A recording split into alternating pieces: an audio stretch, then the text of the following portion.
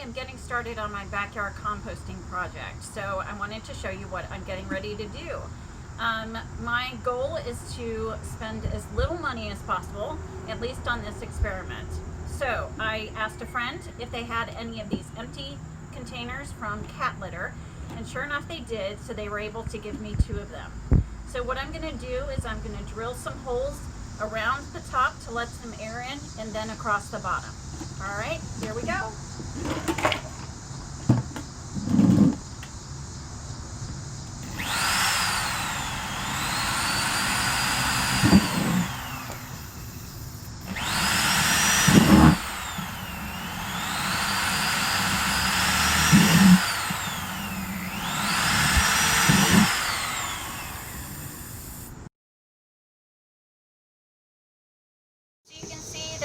Drilled a bunch of holes in the bottom of the bucket as well as along the top side.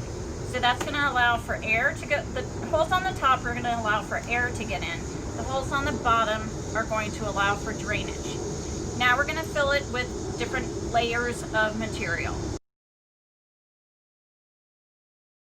Okay, so the first layer that we want to put in is some good rich soil to get things moving. I've come to the back of my yard, which backs up to some wood. We have areas where we have put cut branches and leaves from the fall and things like that. So it's almost like it's a compost in itself. So I'm just going to take a couple of shovels full and add it to my bucket. I'm hoping to get some earthworms.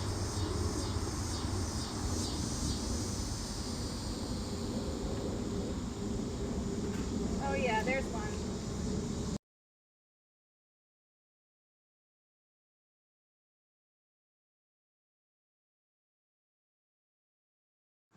Okay, so now I'm up on my deck right outside of my kitchen door, which is the perfect place for me to have this accessible so that I can add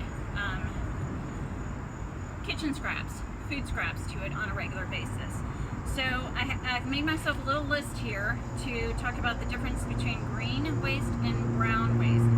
So green is any of my vegetable scraps. I've got a bowl going here that we're going to dump in. And brown is paper, dried leaves, cardboard, that sort of thing. So I'm going to start by putting in some brown, which this is shredded paper from our house. So I'm going to put in a layer of that.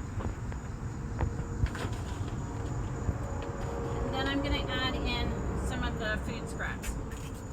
From what I'm reading, the best thing is to cut it down to the smallest pieces possible. So I'm just trying to rip some things up. And then I'm going to add some torn up cardboard.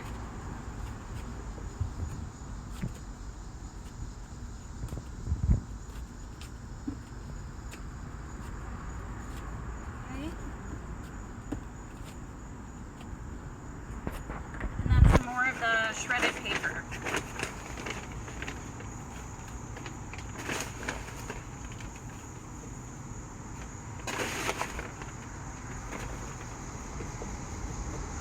So here's the start of it.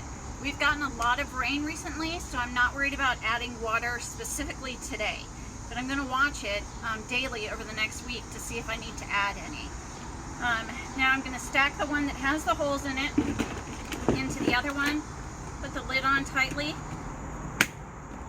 and let it go to work. That's it. We'll see you in about a week.